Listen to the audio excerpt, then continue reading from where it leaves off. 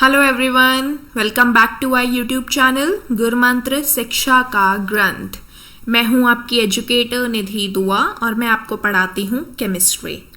I hope guys आप सब बहुत अच्छे हैं, सेफ हैं एंड आपकी स्टडीज़ बहुत अच्छी चल रही हैं। आप डेली रिवीजन कर रहे हैं, डेली बेसिस पे अपना जो भी आपका टाइम टेबल है उसे अच्छे से फॉलो कर रहे हैं। तो चलिए आज का लेक्चर हम स्टार्ट करते हैं और आज का लेक्चर जो होगा वो होगा about group number 18। P block elements की हम बात करेंगे। नया ग्रुप आज हम स्टार्ट करने वाले हैं, ग्रुप 18, जिसे जाना जाता है इनर्ट गैसेस के नाम से या फिर नोबल गैसेस के नाम से।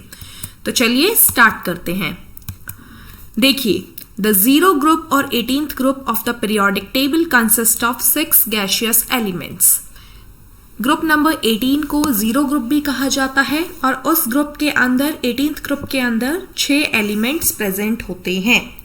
वो 6 गैसियस एलिमेंट्स हैं: helium, neon, argon, krypton, xenon and radon. Okay, symbols आपको गिवन है कि किस एलिमेंट को, किस गैस को किस सिंबल से रिप्रेजेंट किया जाता है। जैसे helium He, neon Ne, argon Ar, krypton Kr, xenon Xe and radon Rn. Except radon, all of them are present in very small amount in the atmosphere. Hence their name is rare gases. radon को छोड़कर बाकी सारी gases को group number 18 के case में rare gases कहा जाता है क्योंकि इनका अमाउंट काफी कम होता है एटमॉस्फेयर के अंदर। Radon is produced by disintegration of radium and is radioactive itself. Radon जो है, Ra जो है वो रेडियोएक्टिव गैस है, आपकी रेडियोएक्टिव एलिमेंट है जो कि प्रोड्यूस होता है by the disintegration of radium. Due to the high stability NH2NP6 type configuration in the valence shell, these gases have very little tendency to undergo any reaction. आपको पता है जब भी कोई भी कंप्लीट ऑक्टेट होता है तो वो एलिमेंट, वो गैसेस बहुत कम टेंडेंसी शो करती है किसी भी रिएक्शन को शो करने की। इसीलिए यहाँ लिखा हुआ है due to their high stability NH2NP6 type of configuration in the valence shell, these gases have very little tendency to undergo any reaction. और ये गैसेस काफी कम रिएक्शंस शो करती हैं या फिर बोला जाए कि रिएक्शंस शो ही नहीं करती, इसीलिए ग्रुप नंबर 18 के एलिमेंट्स को कहा गया है इनर्ट गैसेस, मतलब कि नॉन रिएक्टिव गैसेस और जीरो वैलेंट गैसेस। ये पॉइंट आपका बहुत ज्यादा इंपॉर्टेंट है, ये आपको याद रखना है। In some special circumstances, these gases make few compounds and that is why these gases are also known as noble gases. बहुत कम चांसेस होते हैं, बहुत कम सर्कमस्टांसेस हैं, कुछ स्पेशल कंडीशंस होती हैं जिनके अंदर ये गैसेस कुछ कंपाउंड्स का फॉर्मेशन करते हैं और इसीलिए इन गैसेस को नोबल गैस के नाम से भी जाना जाता है। तो आपने देखा ग्रुप नंबर 18 को जीरो ग्रुप भी बोला गया है, इनर्ट गैसेस भी कहा गया है एंड नोबल गैसेस भी कहा गया है। तो आई होप अब आपको क्लियर होगा कि ग्रुप नंबर 18 को डिफरेंट नाम दिए गए हैं, वो किस लिए दिए गए हैं।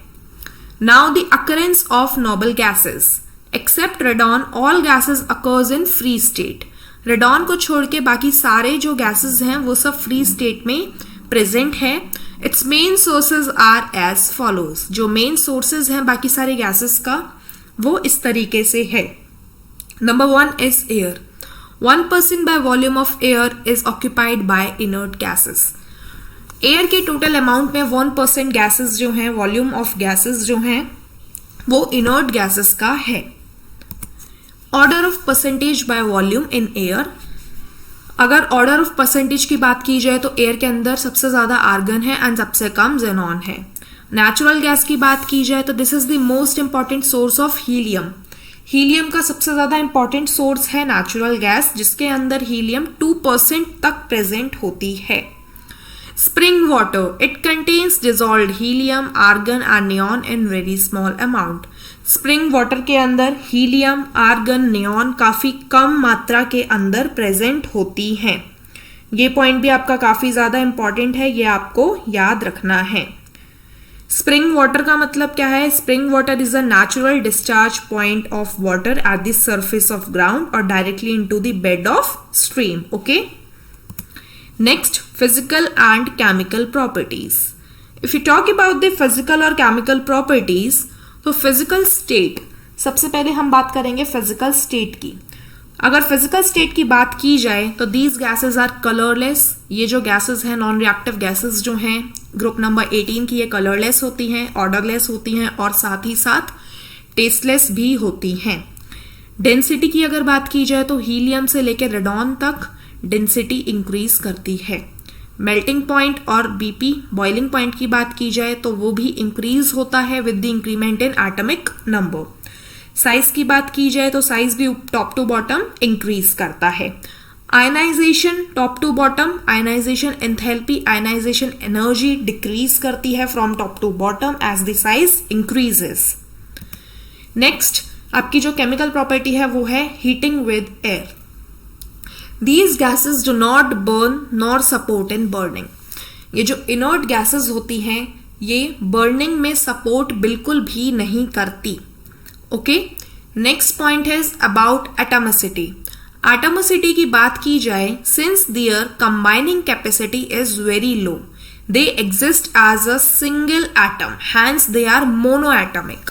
देखिए, एटॉमिसिटी का मतलब क्या है? एटॉमिसिटी का सिंपल सा मतलब है कि कोई भी एलिमेंट उसके कितने एटम्स को एडअप करके एक नेचर के अंदर प्रेजेंट है। जैसे कि आपको पता है O2 जो होता है, ऑक्सीजन जो होता है, वो O2 की फॉर्म में प्रेजेंट होता है। उसी तरीके से जो ये जो नोबल गैसेस हैं ये मोनो एटॉमिक है, इनका सिंगल एटम नेचर के अंदर फ्री स्टेट में प्रेजेंट होता है। और ऐसा क्यों होता है? क्योंकि इनकी कंबाइनिंग कैपेसिटी काफी कम है। इनका जो आउटर मोस्ट वैलेंस शेल की जो इलेक्ट्रॉनिक कॉन्फ़िगरेशन है वो है ns2np6। किसी भी ऑर्बिटल के अंदर कोई जगह नहीं है दूसरे इलेक्ट्रॉन को एक्सेप्ट करने की, इसीलिए इनकी कंबाइनिंग कैपेसिटी काफी कम है और ये एग्जिस्ट करते हैं मोनो एटॉमिक फॉर्म में। The specific heat ratio for all these gases is 1.66। ये पॉइंट आपको याद रखना है, काफी ज्यादा इंपॉर्टेंट पॉइंट है ये। यहां से आपका एक बारी क्वेश्चन भी पूछा गया है, the specific heat ratio for all the inert gases is that is 1.66। Next property है आपकी solubility in water. These gases are sparingly soluble in water. Next है solubility in water increases with increasing atomic number. मतलब पानी के अंदर इन gases की solubility increase करेगी फ्रॉम टॉप टू बॉटम, जैसे ही आप ग्रुप नंबर 18 के अंदर मूव करते जाएंगे। ओके, नेक्स्ट है electrical conductivity. These gases have fairly high electrical conductivity. Electrical charge, electricity conduct करने की टेंडेंसी काफी ज्यादा हाई है इन केसेस में, इन गैसेस के अंदर। They produce characteristic coloured light when an electric discharge is passed through them at low pressure। जैसे ही electric discharge पास किया जाता है ये कैरेक्टरिस्टिक कलर शो करते हैं, कैरेक्टरिस्टिक लाइट शो करते हैं। Okay, at very low temperature. So this was all about physical and chemical properties of group number 18। Next, extraction और आइसोलेशन ऑफ नोबल गैसेस। देखिए, नोबल गैसेस को isolate करने के हमारे पास दो तरीके हैं। नंबर 1 इज फिजिकल मेथड, और वो फिजिकल मेथड कौन सा है? By the fractional distillation of liquid air. This method is based on the difference in boiling point of all gases. अभी अभी आपने देखा था बॉइलिंग पॉइंट और मेल्टिंग पॉइंट ग्रुप नंबर 18 के केस में टॉप टू बॉटम इंक्रीज करता है। All the gases are separated from each other by fractional distillation known as Claude's method। ठीक है, ये पॉइंट आपको याद रखना है। उस मेथड को क्या कहा जाता है? जब भी सारी गैसेस को सेपरेट किया जाता है एक दूसरे से बाय फ्रैक्शनल डिस्टिलेशन, इस मेथड को कहा जाता है Claude's method. During liquefaction of air, जब भी लिक्विफिकेशन किया जाता है एयर का, gases having low boiling point, helium and neon remain in gaseous states only.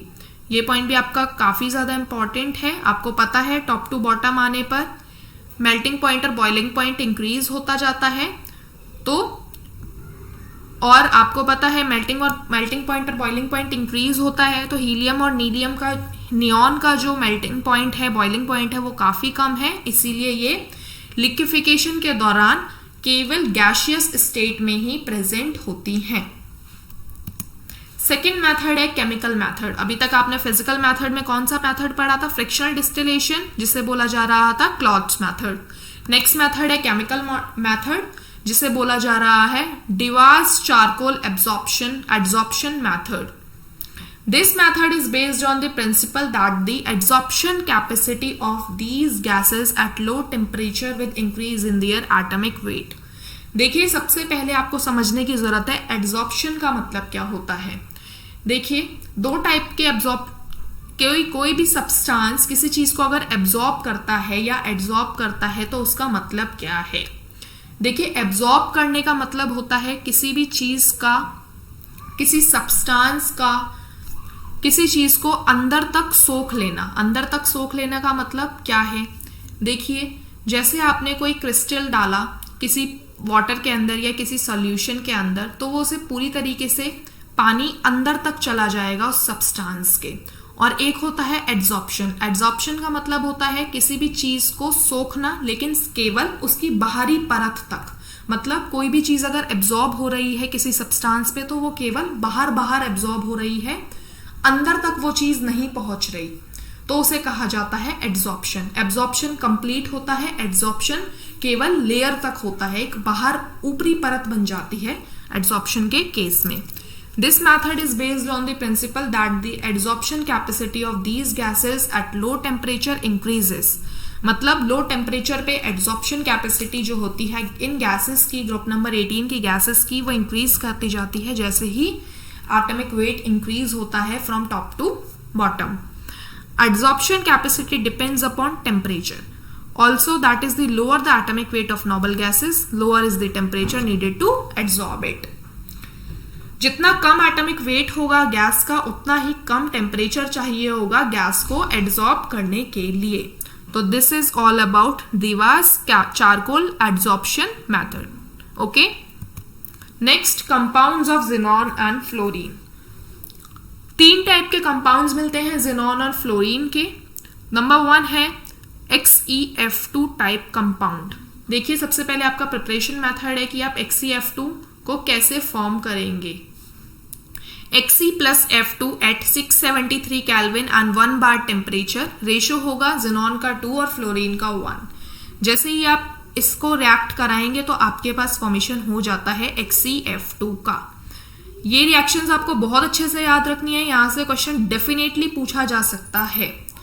Next है स्ट्रक्चर। स्ट्रक्चर की बात की जाए तो XeF2 आपका लीनियर स्ट्रक्चर होता है, sp3d हाइब्रिडाइजेशन होता है और स्ट्रक्चर कुछ इस तरीके से दिखता है।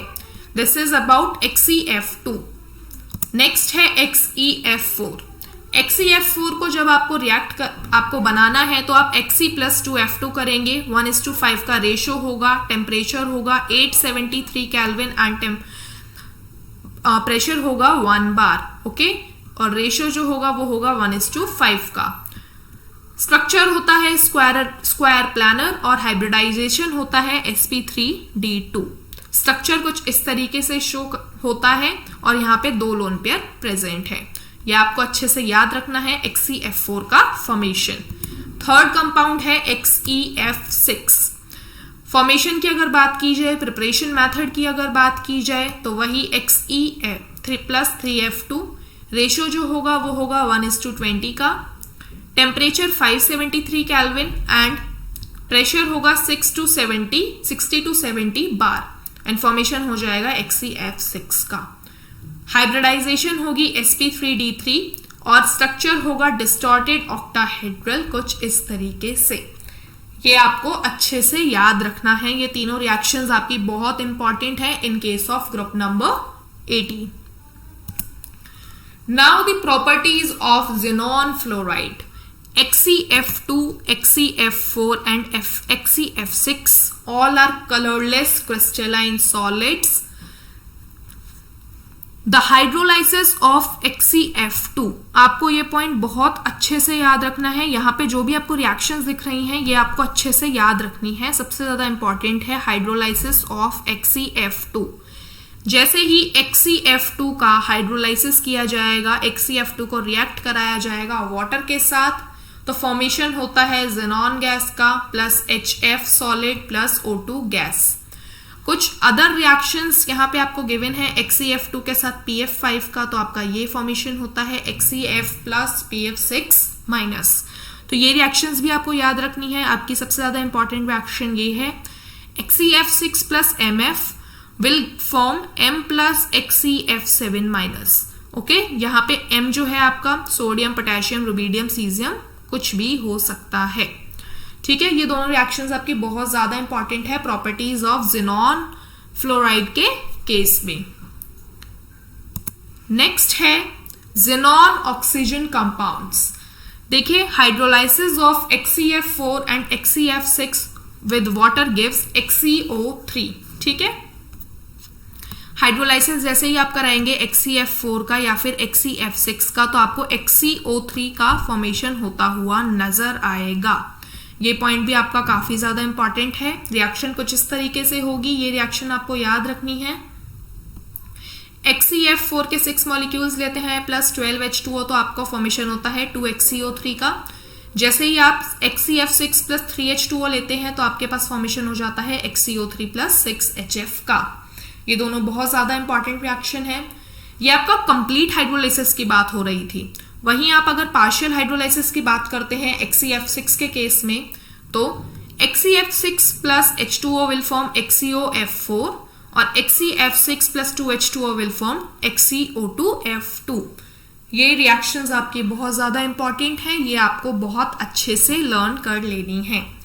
इसी के साथ हमारा ग्रुप नंबर 18 यहीं पे खत्म हो जाता है। बहुत छोटा सा ग्रुप है, लेकिन इससे क्वेश्चंस आने के चांसेस मैक्सिमम रहते हैं। ओके गाइज, आई होप आपको अच्छे से समझ में आया होगा। नाउ इन केस अगर आप हमारे यूट्यूब चैनल पर नए हैं तो प्लीज लाइक, शेयर और सब्सक्राइब जरूर कीजिए। आप हमारा टेलीग्राम चैनल भी ज्वाइन कर सकते हैं जिसका नाम है गुरमंत्रा।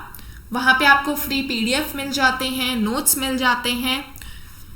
इसके अलावा अगर आपको कोई क्वेरी है तो आप हमें tanejanehaofficial@gmail.com पर मेल कर सकते हैं या फिर आप हमें कांटेक्ट कर सकते हैं 9351280000 पर। अब अगर आप CSIR UGC नेट के एस्पिरेंट हैं, आप प्रिपेयर कर रहे हैं नेट एग्जाम के लिए, तो आप नेहा तनेजा मैम को फॉलो कर सकते हैं अनअकैडमी प्लेटफॉर्म पर। She is one of the best educator over there. Unacademy platform पर आपको डेली लाइफ क्लासेस मिल जाते हैं, स्ट्रक्चरल कोर्सेज मिल जाते हैं, लाइव टेस्ट एंड क्विजेस मिल जाते हैं, and with one subscription you will get unlimited access. अगर आप इंटरेस्टेड हैं तो आप डिटेल्ड पेड क्लासेस के साथ जा सकते हैं। इंफॉर्मेशन आपको पूरी गिवन है स्क्रीन के ऊपर। एंड जब आप ये डिटेल्ड पेड क्लासेस ले रहे होंगे तो प्लीज आप रेफरल कोड नेहा यूज कीजिए, NEHA, and after using this referral code you will get extra 10% discount on the total fee. Thank you very much guys. I hope you like the video.